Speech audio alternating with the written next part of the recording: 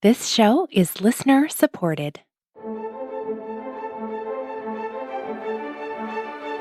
You're listening to Adoptees On, the podcast where adoptees discuss the adoption experience. This is episode 91, Harris. I'm your host, Haley Radke.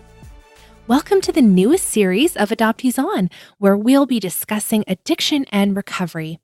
Today, Harris Coltrane shares his story of alcohol and drug addiction and how fatherhood was his motivation to get clean and sober. Harris and I also talk about how challenging mainstream recovery programs can be for adopted people because our experiences as adoptees with adoption trauma can be invalidated. We wrap up with some recommended resources, and as always, links to everything we'll be talking about today are on adopteeson.com. Let's listen in. I'm so pleased to welcome to Adoptees On, Harris Coltrane. Welcome, Harris. Haley, thanks so much for having me on the show. I can't wait to hear your story. I don't know any of it. It's all going to be a surprise to me. Well, where would you like me to start? Right at the beginning. Go for it. All right. Well, I was born in December of 1970, and I was adopted about, I think it's the third week of March in 1971 by a family in Richmond, Virginia. I was born in Bethesda Naval Hospital, and it was a closed adoption for the most part. My adopted parents did actually know my name, my birth name, but I didn't find that out till later on, probably, I guess I was 18 or 19 years old when I uncovered that. Mm-hmm. And then about 11 years ago, actually last month, I found my biological family, both my biological mother and biological father's side. So I went from being the oldest of 3 to being the oldest of 11. Whoa. Yes. So I don't talk to all of them all of the time. It's just too much. But I have good relationships with both brothers and sisters, as well as my biological father on both sides of the family, my mother that raised me, as well as my biological mother. Unfortunately, they both passed away the same year. I'm sorry. Yeah, that was back in 2011 and 2012. But I did get to spend some time with her initially, and it's been a very positive experience. That's great. That's great. So you have been in reunion for 11 years with Correct. different people on both sides. Mm-hmm. Okay. Yeah. Now, not everyone, not everyone has spoken to me. Mm-hmm. I do have a few members of the family that have chosen not to speak to me, but a majority of them have. And over the years, I've been able to, establish good relationships. And I really, it's great. It's been a wonderful experience. Oh, that's awesome. Yeah. Okay, well, let's pause there and let's rewind a bit, I guess. Why don't you talk us through a little bit about growing up and then what sort of happened into young adulthood, et cetera? Sure. I think that I was 7 years old when I first was told that I was adopted. The way that it was presented to me was, I guess this would have been 77, pretty standard, the way that it was told to me. And that, they had gotten some books and a few other things and sat me down and tried to explain what adoption was and what all this meant. But unfortunately, at such a young age, I guess your intellect has a difficult time processing some of these things. And it was very difficult for me to understand. I think there's a disconnect between, sort of understanding and then, how you felt about it, right? So I think I understood what they meant, but it didn't make me feel very good. Mm-hmm. So, but even before then, I had some, I think, glaring adoptee issues as a young child. My mother did a lot of work to try and assist with that, and was always very supportive. Even when I went to find my biological family, was always very supportive of me. In fact, she even met some of them. Mm. So it wasn't something that they were trying to hide, per se. And so when you say the glaring adoptee issues, what sorts of things do you mean by that? Well, I think I was connected with sort of a profound sadness. I look at pictures of myself when I was 4 and 5 and 6 years old, and you can kind of see that, Mm, I think, in me.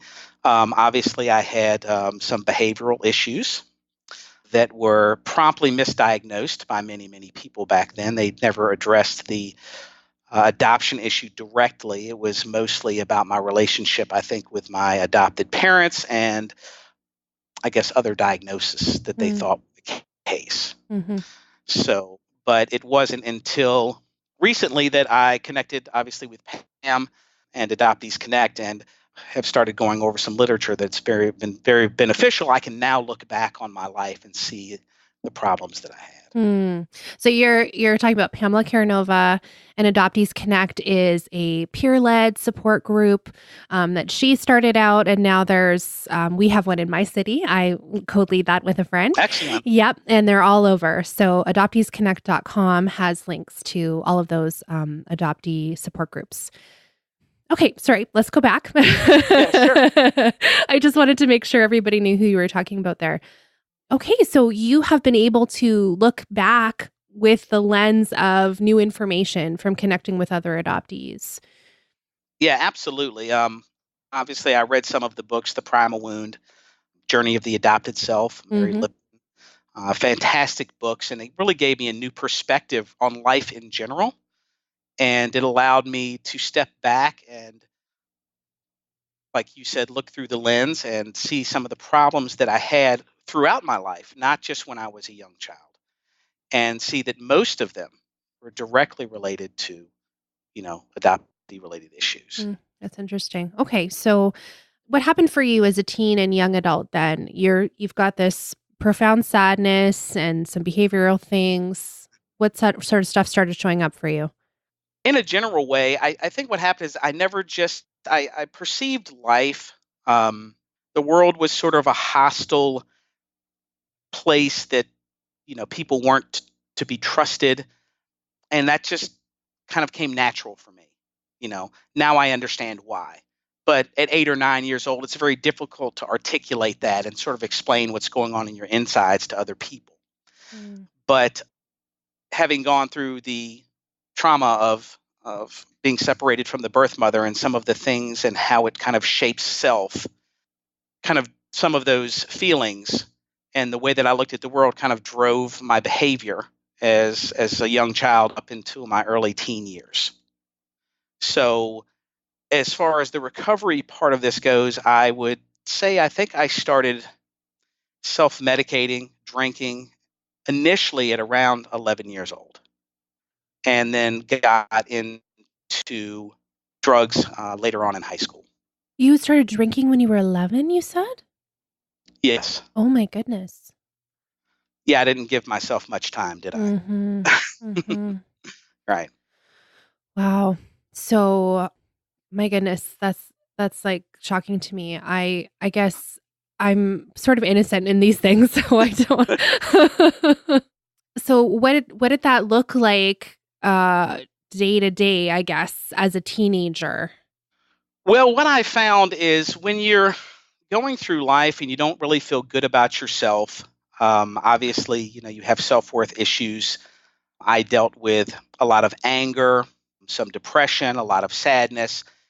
And on a day-to-day basis, I deep down inside, I knew something was wrong, but I could never put my finger on it.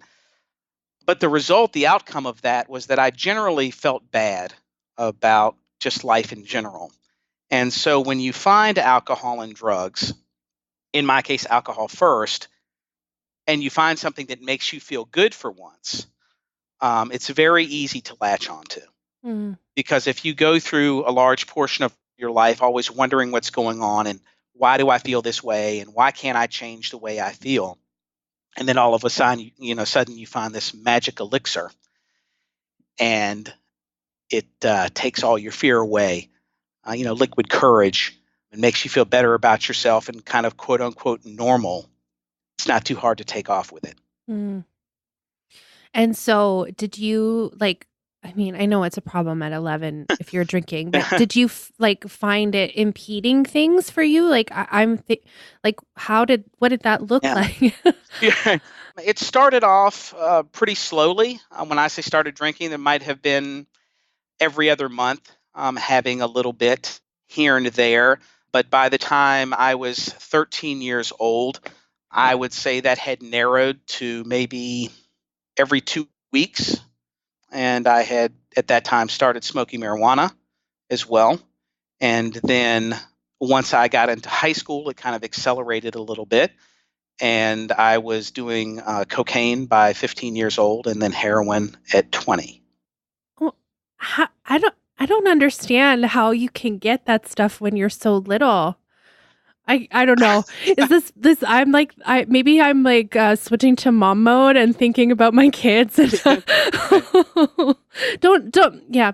I was like, don't tell us like exactly how you like I don't want to give tips, but No, it was well, I grew up in an area in Richmond, Virginia, where unfortunately it was drugs and alcohol were readily available. okay. Yes. And So so were your friends using as well? some of them, yes. Okay. Yeah. Yeah. I had friends with older brothers, so that made it pretty easy to obtain Mm. a lot of these things. Mm-hmm. And I guess at the time, the environment that I was in, that was unfortunately kind of the status quo. A lot of people did it. Mm-hmm. Yeah. Yeah. Okay. So what does life look for you as a young adult? Were you planning on going to college? Like what was on the radar for you when you're going through this using? Well, I did fairly well in high school, surprisingly, and I preferred to work. I did do some college early on there in Richmond, Virginia, but I got started working when I was 15 years old, actively. And then when I was 19 years old, I worked for Applebee's Corporation and I became a corporate trainer. And at that time, what that meant was is they would send you around the Southeast to open up new stores. And I really enjoyed that. I liked the travel. I liked meeting new people. I liked the job that I had. So I worked with those guys for quite a few years, and that's actually how I ended up out here in Louisville, Kentucky, from Richmond, Virginia, is opening up stores. So my focus at that time was to, work within the restaurant business, specifically Applebee's, and try to move on from there. Mm-hmm. That didn't work out over time because of my addiction. As my addiction accelerated, and I got to the point where it was difficult for me to function, and I started to lose these jobs and not be able to make it to work and things like that. Is that when you've figured out maybe this is not helpful? Well, I think I knew at 17 or 18 years old that I had a pretty significant issue. Okay. But like most alcoholics and drug addicts, you say things to yourself and you put stuff off and you procrastinate. And there comes a point where you have to have an epiphany and you have to hit that bottom for things to change. And that bottom for me was when I was really 24 or 25 years old. So I have a son who is now 25 years old, and he was out here in Kentucky. And I was going through my addiction when he was very, very young, like a year and a half old. And being a father to him really helped motivate me to change my life. So that's when I made the change back in 1996. So it was really stepping back and taking a look at being a father and what was going on in my life and realizing that I had to do something. So I went to the Healing Place there in Louisville, Kentucky, and it is a long-term free at the time. I think it still is free drug and alcohol treatment center, and I stayed there for 15 months. They really did everything they could. It's a great organization. It's a great facility to go to. They have a very high recovery rate, and got me clean and sober. Wow. Yeah. So talk to us a little about that. What was that like? What were those 15 months like? What were you learning? What were you doing? Well, at the time I was homeless. So the healing place at that time, they made some changes over the years, but it was a homeless shelter coupled with a recovery center. So when you initially went there, you went to a detox. It was a non-medical detox, and you usually there for about 3 to 5 days, depending on what was going on with you. And then once the 3 to 5 days were done, you went into the program. They called it Off the Street. And Off the Street is where you lived in the portion of the healing place that had the homeless shelter in it. And it was called OTS 1, which is Off the Street 1. And you would stay there typically for, I don't know, 4 to 6 weeks. And then you would move on through the program. And so the initial program itself for me was 7.5 months at the actual main facility, and then another 7.5 months at a halfway house. And what that really allows you to do, especially with individuals that have severe addiction, a lot of the 30-day treatment programs just simply don't work for people anymore. And they need an environment and longer-term care to get these problems rectified. And that's, at the time, it was perfect for me, and that's what I needed. So it worked out great. I've got 22 years clean and sober so far, and I'm Since leaving there? yeah. I'm sorry, 21 years. I'm sorry, 21. So Yes. so you went into that program and you've been sober since. That is correct. Wow. So one of your motivations for going in was having your son, and you said earlier, Harris, that you can look back and see a lot of these things are adoptee issues that caused you to go into addiction kind of in the first place. So can you talk a little bit about that? How motivating it was for your son to just choosing I got to show up for him. Yeah, absolutely. So I was so happy to have him, and I actually moved from Richmond, Virginia, out here. The young lady that I met, she lived out here, and I met her when I was working with Applebee's. And so I had moved out here to be with them, and I was in a very bad time in my addiction, and I just realized that I had to do something to get better. And I would look at him and know that I just had to be a better father, and I had to make a change. And so I did. And it was best thing I ever did.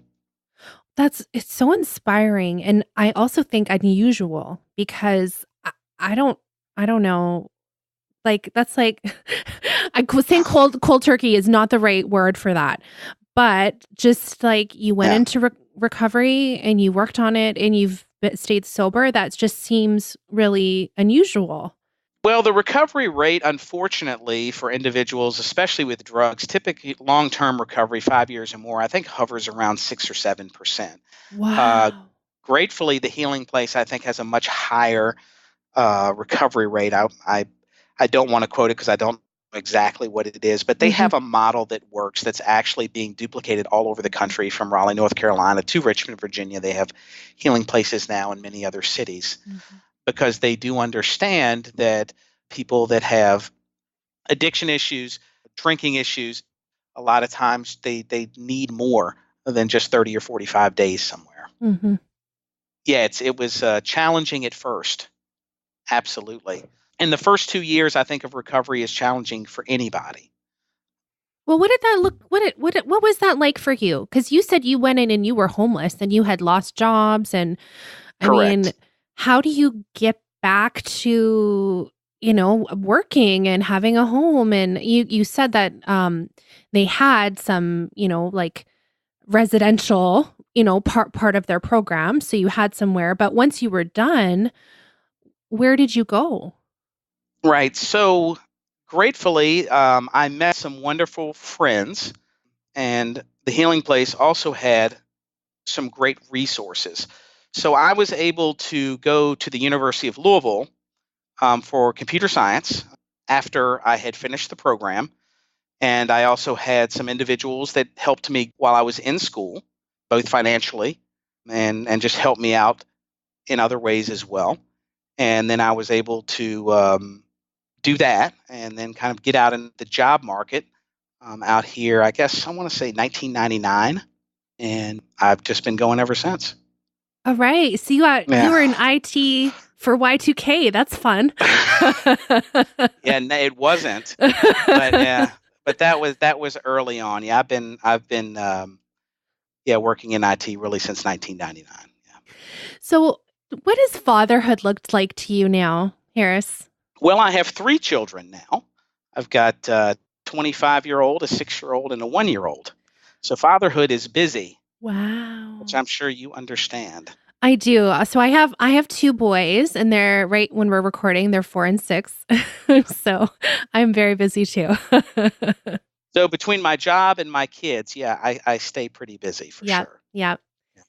So recovery for that long, I mean, have there been points where you were tempted, or were you just so focused on, I have to be a good dad, and that is not a part of what that looks like? Right. Well, let me jump back a little bit to adoptee issues and Hmm. recovery.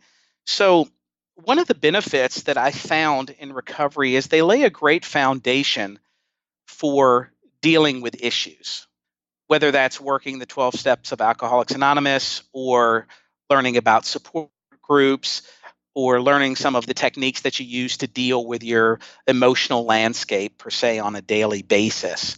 So, how it relates to adoption is even when I got into recovery, I still had the adoptee issues.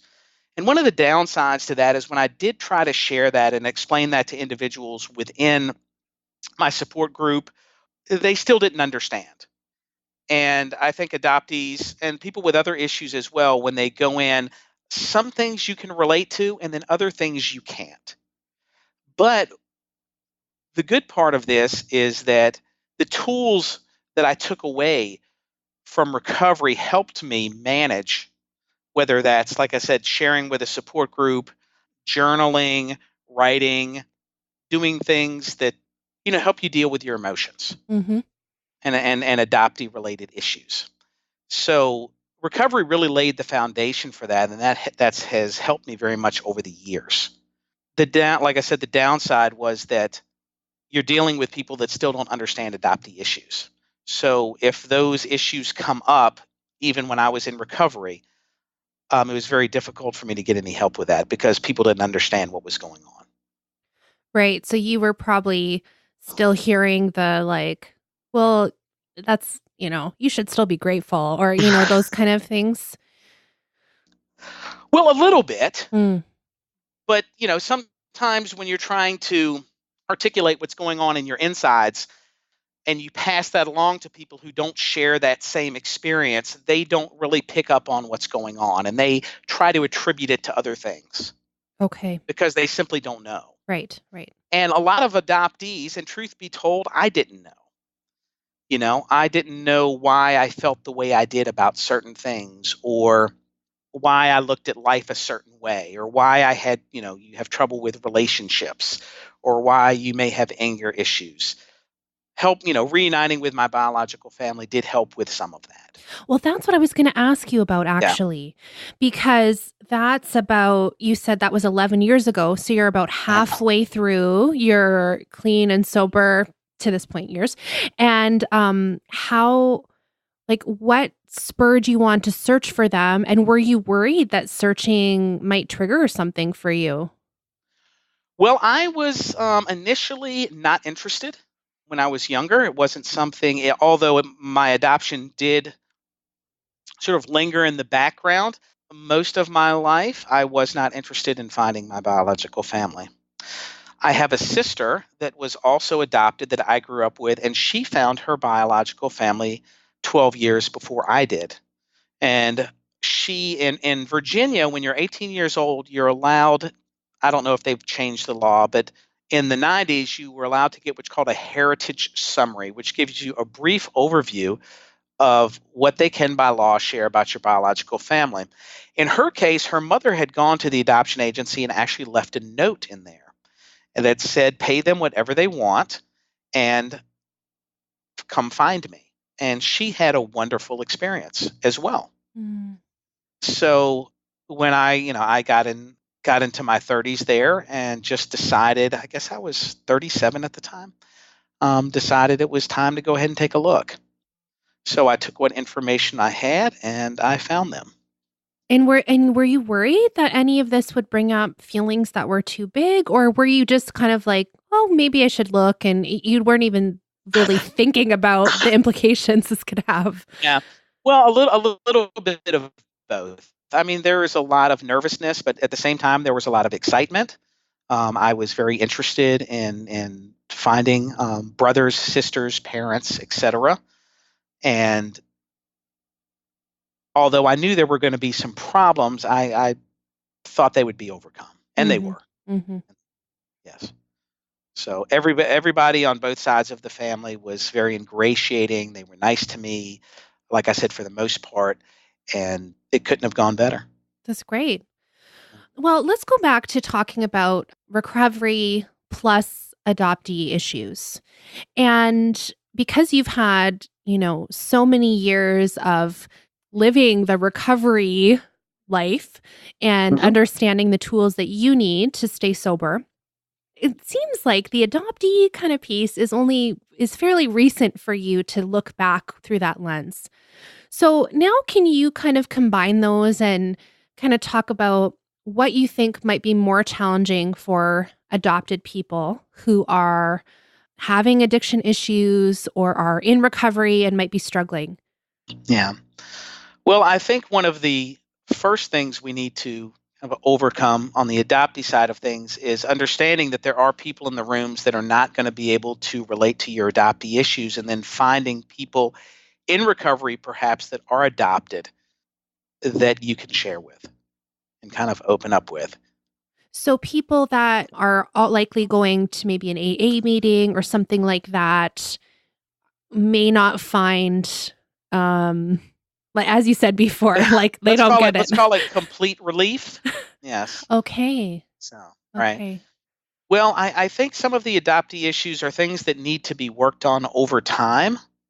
In the program of Alcoholics Anonymous, you do a fourth and fifth step where you take a searching, personal inventory of yourself. But that's a one-time thing. Many people do work the steps multiple times over multiple years, and I think that's a fine idea. But like with many traumatic events, whether it's different types of abuse or adoptee issues or PTSD, you just can't go through these things one time and do it. It's something that's ongoing. Mhm. And so with adoptee issues, although you may have quote unquote worked the steps and done everything you've needed to do, you still find that you have these things cropping up all the time. Whether that, like I said, whether that's issues with relationships or other things that go on. Mhm. So with adoptees, they're going to need to address those perhaps outside of the rooms. Okay. So whether that's therapy or different types of support groups or a combination of all of those, I think would probably be best. Mhm. And what would you say, I guess, I don't know. This might just be a rhetorical question, but like, what's the most invalidating thing that people could say in if you're sharing in a like I don't know, I've never been in an AA meeting, but if you're sharing something about being adopted, like what are the invalidating things Yeah, that you might have heard that could trigger someone? yeah.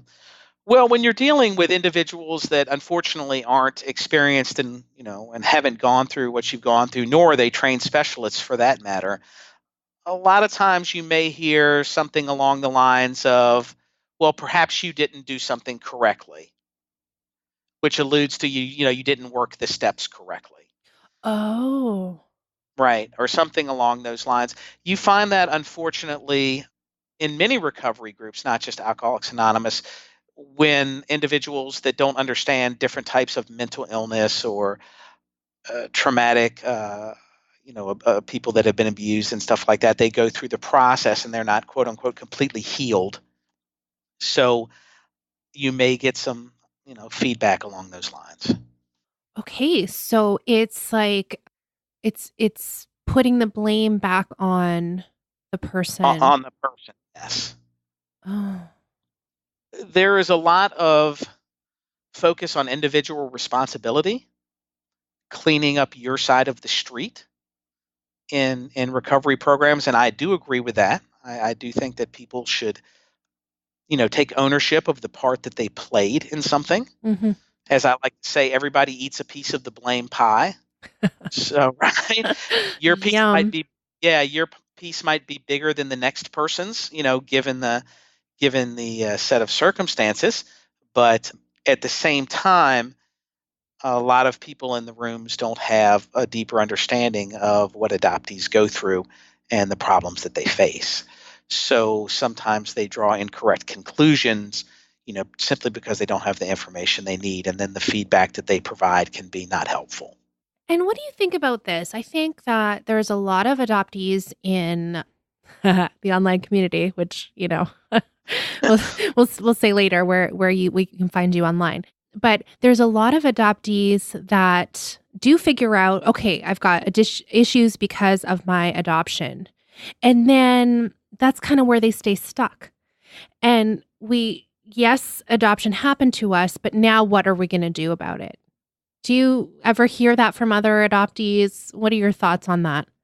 Sometimes I have, like I said, just recently gotten into some of the material myself, but I don't think we need to stay stuck. Mm-hmm. There are things that we can do. There is, by no means am I an expert, but I'm sure there's things that we can do to move the healing process forward. Yeah, I think, isn't it a combo, right? Like, I think it's a combo. It's like yes, we can look at our lives and see a lot of issues that stem from adoption trauma, in my opinion. And then also, we can't just keep the seat of victim forever. So it's like both of these things. Yeah, I don't think playing the victim for long periods of time is healthy. I think that some of the issues that adoptees may find they have when they were younger, these behaviors were adaptive. When you're 8 and 9 years old, there may be things that you do in your mind and your psyche, whether that's fantasizing or compartmentalization or rationalizing or justification. And you do that as a matter of survival because it's very difficult for your mind to process. I know it was for me when I was a young child, process the feelings and thoughts associated with now knowing that you're adopted. Mm-hmm. The problem is when you carry that into adulthood, it now becomes a maladaptive behavior Mm-hmm. because you're unable to move forward because you're stuck. And I think that people need to get unstuck with that. Now, recognizing just exactly what your particular issue is as an adoptee obviously is up to that person. Everybody uses different defense mechanisms to Mm-hmm. cope. So I look at it like this. We can get better, but I do believe a lot of times there's always going to be that emotional scar tissue, as I like to call it, right? It's always going to be there in some regards. Well said. I like that. Okay. Well, is there anything else that you want to touch on that you think adoptees need to know about recovery, things that maybe they should look for in themselves seeing if they have a problem? I mean, you already said you were 17 and you knew like this is kind of off the rails. But like what are some things to look out for in ourselves, and any comments on that? I guess first I would say to adoptees that are struggling with alcoholism and addiction to take a look at some of the problems that may be related specifically to your adoption trauma and try to deal with those as you move forward in trying to get clean and sober, because they can be stumbling blocks for sure. Mm-hmm. As for adoptees that are already clean and sober and working on issues, and maybe they're not aware, like I wasn't, as you go through life and you realize that you still have things going on inside of you that are difficult to understand, I would say to use the tools that the recovery community has provided for you, but at the same time, try to learn as much as you can and get educated about whether that's reading The Primal Wound or another one of these books or going to one of these Adoptees Connect groups, obviously, and just sharing and learning about what's going on inside of you so that you can better sort of cope and manage on a day-to-day basis. Mm-hmm. Thank you. Yeah, that's good advice. So you mentioned Adoptees Connect again. Can you just share a little bit, without breaking confidentiality, what has it meant to you to be in the same space as other adopted people? It's been a lifesaver. I believe it was late March or April of this year. I was going through some things emotionally, and I started to think to myself, is this something to do with my adoption? I am 21 years clean and sober, and this stuff keeps cropping up, and it just doesn't make any sense because in my mind, I'd done everything that I needed to do. So I got online and started doing some searching, and guess whose blog I ran across? Pamela's. And so I started reading what she had to say, and I immediately related, and it really hit home for me. And so I ended up just giving her a call. I want to say in April, and she suggested some reading, and we met for the first time, and just taking it from there. And so Pamela Karanova, she has a couple different blogs, but one of them is adopteeinrecovery.com. So is that the one that you came across? I believe so. Yeah. Yeah. She's great. I love her. Well, it's a lifesaver. That's pretty good to know. Yeah. Well, it just really opened my eyes. Mm-hmm. And when I was reading through some of the material, especially the journey of the adopted self, where she went through and talked to different adoptees, and they were able to share their experience with her, which she put into her book. And I would read that, and it would just really hit home. And I would say, I've never been able to put it exactly into words the way that she has, but that's exactly how I feel. That's what's going on.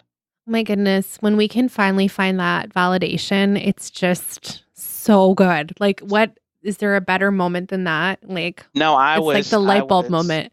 Yes.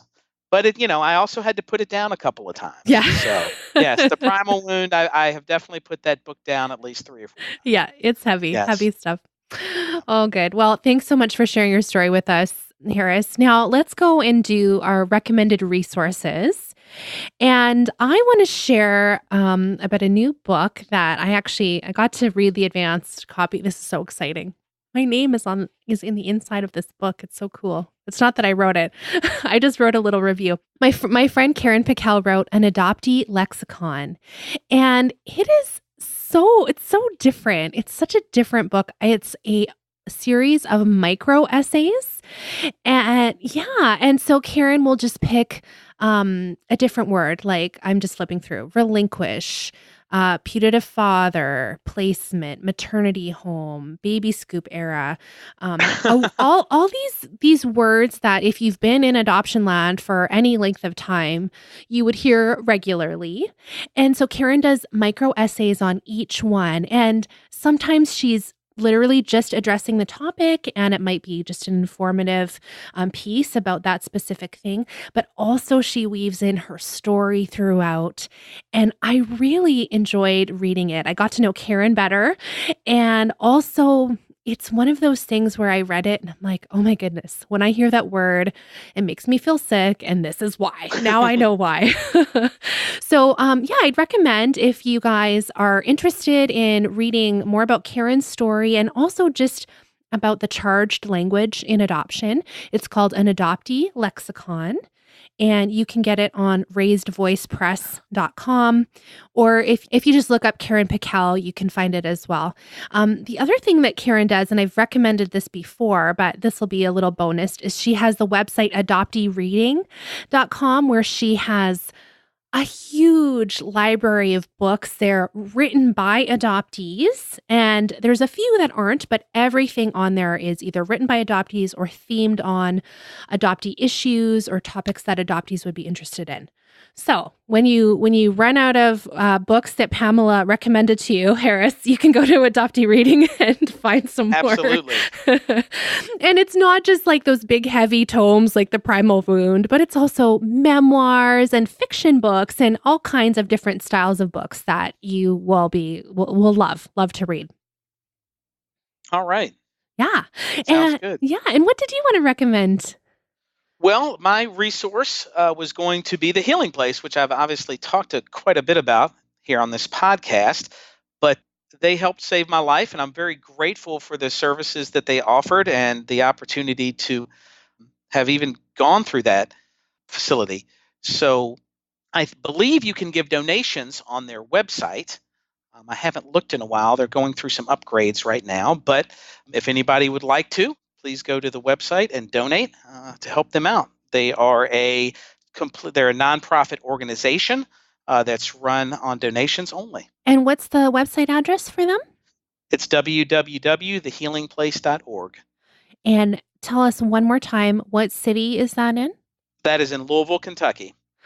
Thank you. Yeah, well, when you were talking about the program earlier in the show, I was like, wow, that's amazing. Like, it just sounds really amazing. And it saved your life. That's pretty high praise. Well, thank you so much, Harris. It's been such a pleasure chatting with you and hearing your story. I can't wait to share it with my listeners. And my question for you is, where can we connect with you online? Okay, well, if anyone would like to contact me, please contact me at harrisc70@yahoo.com. And that's HARRIS and C for Coltrane, and then 70@yahoo.com. Perfect. And you're not on social because you're in IT and you know better. Yes. I do not have a Facebook account or Instagram or Twitter. That's all right. We will email you. Email Harris if you have questions about the healing place. He might maybe be able to give you some advice about where to go to find support. He can probably point you in the right direction. Now that you've had so many years of recovery and going to different support groups and a variety of things. Yeah, I'm happy to help. If anybody has any questions or just wants to chit-chat, feel free. Perfect. Thanks so much, Harris.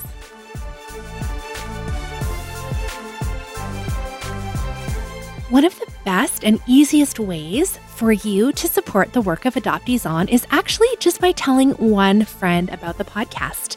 Maybe you have a favorite episode you could bring to your adoptee support group and share. Maybe there is an episode that is a really similar story to a friend of yours that's adopted, and you could share that with them. I would love it if you would tell just one person about the podcast. That is the best way for it to grow and to help more adoptees around the world. The other amazing way people are supporting the show is by becoming a monthly financial partner with me, and that helps cover all the production costs of running the podcast. So if you are able to do that, I would love your support. adopteeson.com/partner, and you can stand with me monthly as a financial partner. That's such a gift and helps me grow the show as well. Thanks so much for listening. Let's talk again next Friday.